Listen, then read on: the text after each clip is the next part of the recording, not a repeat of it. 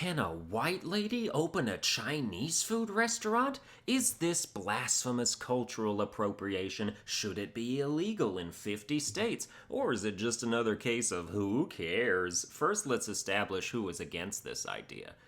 White people. The all-time greats at being offended on behalf of groups that didn't ask for it. It's like a damn superpower. Internet heroes, all of them. Something completely banal happens, like a white lady opening a Chinese food restaurant, and all the woke white keyboard warrior vigilantes raise their tablets in the air like, I have the power! It's like, damn, if white people are offended by that, imagine what they'll do when they find out about Taco Bell and Chipotle. Oh, eat there every other day anyway? The most clinically offended demographic in America statistically is white, left-wing, college-going girls. Try telling them Taco Bell and Chipotle were both founded by white dudes. If they actually cared, they'd starve. They don't eat anything else. White college girls eat Taco Bell, Chipotle, and Panda Express exclusively. No wonder they're upset at a white Chinese place. It's a threat to their beloved panda. But has anyone told them that pandas are half white? Wouldn't want to cause an embolism. Making fun of SJWs is low-hanging fruit, and the easiest fruit to pick, but it still tastes so sweet anyway, so it's like, might as well. If nobody picked the low-hanging fruit, that'd just be a waste of fruit, man.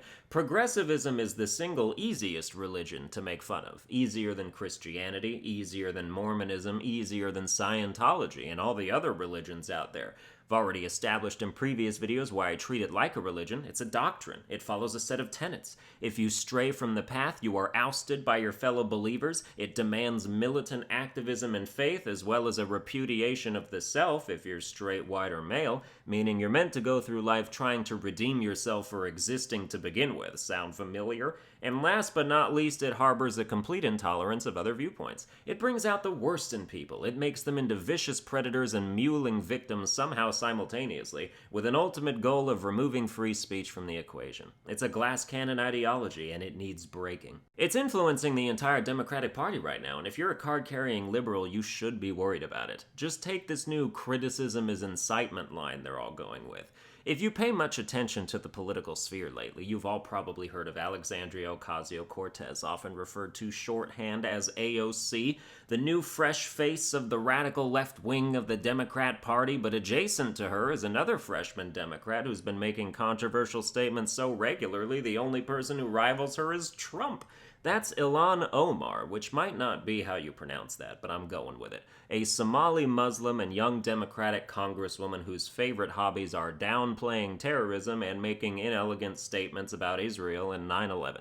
She's been under fire routinely for rhetoric some construe as anti-Semitic, as well as advocating for leniency for captured ISIS members and celebrating the hijab, which is that headpiece used as a tool to oppress millions of Muslim women in the Middle East. Some of them applaud that culture, some of them don't, but you have to admit it's not very nice to be a woman who gets raped and is then subsequently punished by being hit with a cane repeatedly in the street for the crime of being raped. Things aren't peachy over there. But because Ilhan Omar is Somali, but more prudently Muslim, any criticisms of her character or remarks are now defended by people saying that it's incitement to criticize her. Like incitement of violence. Like if you publicly disagree with her or malign her, you are somehow giving crazy people a license to send her death threats and kill her. Of course, this only works one way. Because if your name was Kathy Griffin and you were to, post a photo of you holding a bloody, decapitated head with Donald Trump's likeness, why, that's not incitement. That's simply a criticism in good faith.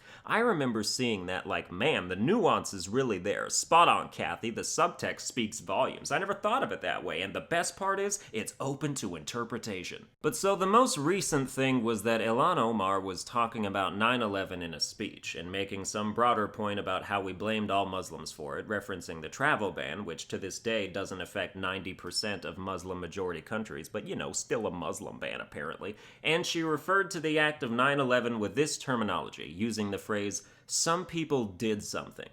which is about as reductionist as you can make a terrorist attack in my estimation. I'm not personally offended on America's behalf, but it's very obvious to see how that might rile up the patriot side of the country. Apparently that statement caused her to get death threats, although let's be honest, every sitting member of Congress gets death threats, nobody's special, and mentioning that you even get them at all at this point seems tacky and pointless. It's like being a vegan and routinely announcing that you're not allowed to eat meat. Every vegan around you is like, yeah, us too, your point?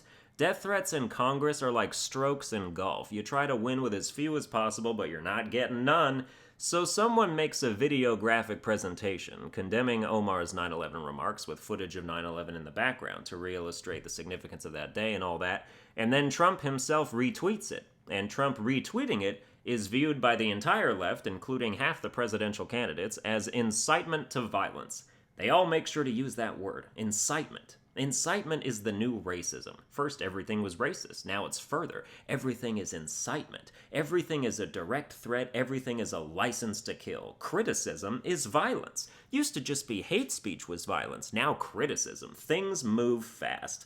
The moderate Democrats are losing their grip. These days, if you don't at least pretend to be hysterically anti-Trump and ridiculously pro-social justice, there's no place for you in the leadership anymore. Nancy Pelosi's recently been attacking the radical wing of the left, or at least preemptively defending herself from being associated with them, and she's getting hammered for it. But she needs to push back. Everyone does. If the AOCs and Ilhan Omars of the country take power, we're all getting deplatformed, silenced, and regulated out the fucking ass. Criticize them while it's still allowed. Other countries are sending people to jail for using the wrong pronouns. This shit is dystopian, and it's real! But back to white Chinese food. Why should I care who made my food as long as it's good? I doubt you can spot the difference. Do you bite into some egg foo young and spit it out like, ugh, I can taste the whiteness? It's all in your head.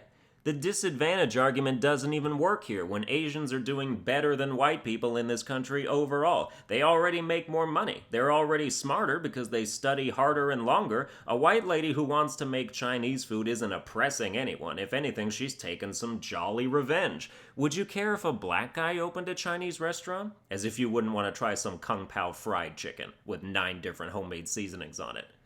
A study was recently published that's been circulated by many reputable news organizations, and it shows that overall, white people are more woke than people of color. White people care more about things like racism, cultural appropriation, representation, and diversity than the actual groups they're trying to champion. Isn't that hilarious? And 100% unsurprising. White people even have woke supremacy. Even when it comes to guilt-tripping themselves into stepping down from the conversation and out of relevance, they still can't let anyone else take the lead. Sorry we're all apparently complicit in white supremacy, you guys, but don't worry, we'll lead you all out of this mess. Leave it to us. The only way forward is for white people to take charge like we always do. Come on, coloreds, don't lag behind. If that's cringy to you, it's because it should be. Woke white people have chronic survivor's guilt coupled with a savior complex. In a way, they're actually right about being complicit in white supremacy because they honestly believe white people are so powerful and oppressive that minorities could never stand a chance. Behind every action they take is a sense of pity and condescension. Add that to their overblown self-righteousness and self-importance, and you've got a white supremacist mindset if I ever heard of one. If you want to be not racist, you have to at least believe that people of other ethnicities can fucking contend. In America, the most contendable country in the damn world, non-white people can contend, and have been contending for a long, long time, in times worse than today for them. You want to really help minorities? Give them a little credit instead of a handout. Some 2020 candidates have been talking about reparations for slavery. You know, that thing nobody alive today has ever known. First of all, who's paying? I ain't paying.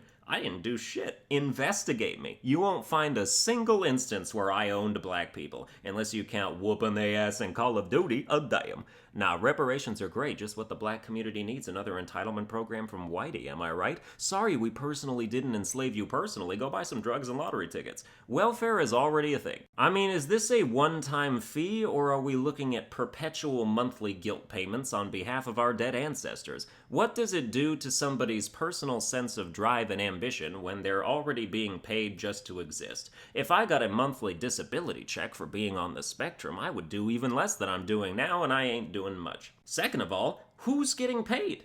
What requirements do you have to fulfill? Do you have to produce proof that an ancestor of yours was in fact a slave? How far back does that go? All of us have ancestors that were slaves if you go far back enough, whatever color you are. Can I be paid? If I have slaves and slave owners in my family tree, do I pay myself? How the fuck does that work? I think if you were going to do reparations, it should have happened right after the Emancipation Proclamation. You'd have a strong case there, given that the money would affect people who were actually slaves. Now the boat has been missed, and it's too late. I mean, if you wanted to re-enslave black people for like a week real quick, and then pay them a week's worth of reparations afterwards, you could try that out, see how it goes. That would at least be timely, but I'm not sure black people would be on board. Although if slave ships come back, then everyone would be on board, because they'd be on board the ship and wouldn't have much of a choice. But probably not a good idea in the long run, though. So as a disclaimer, let me state that I do not endorse reinstating slavery. Did you hear that, Slate? Did you hear that, Media Matters? No, you're gonna post the headline anyway? Well, shit. Maybe I can just get the Jim Jeffries Show's editing team to trim all this out. If they can make Jordan Peterson look like an idiot, they can do anything. Some people have commented on streams of consciousness being too political in recent months, but that's just how current events are. I exhausted my backlog of opinions on non-political subjects a long time ago. My life experiences have run dry. Current events are all that's left. I mean, what's happening on a day-by-day basis that isn't political? Game of Thrones? Avengers? Star Wars? I got nothing to say about those things. All that exists is politics or entertainment, and right now entertainment isn't interesting me. Could change, though. Well, that's going to do it for this episode. I hope you enjoyed it. If you did, you can like, share, and subscribe. You follow me on Twitter at Sunburned Albino. You become a channel member to help support the channel. It's like $5 a month. You get access to an exclusive Discord, as well as like stream badges for when I stream, all that stuff, emojis, all the stuff that people give for that kind of thing. But yeah, I'll see you guys next time.